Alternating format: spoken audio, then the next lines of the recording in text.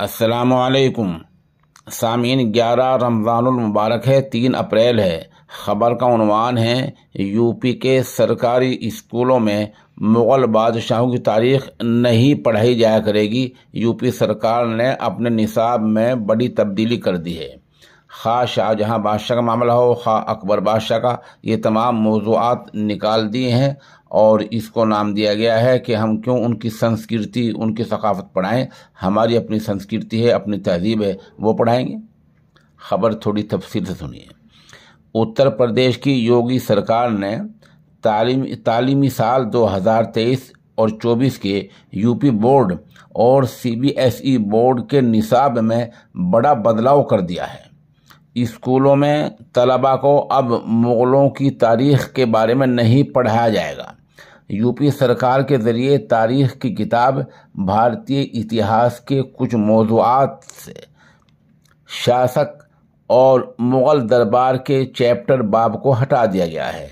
इसके अलावा 11वीं क्लास की किताब से इस्लाम का उदय, संस्कृतियों में टकराव, औद्योगिक क्रांति, समय की शुरुआत जैसे अबवाब भी हटा दिए गए हैं।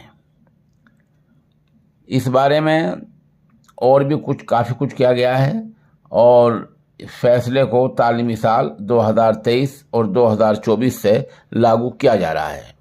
इस कदम पर, इन निसाब में इस बदलाव पर उत्तर प्रदेश के नायब वज़ीर आला ब्रजेश पाठक ने कहा, हमारी संस्कृति हमारी सांस्कृतिक विरासत है।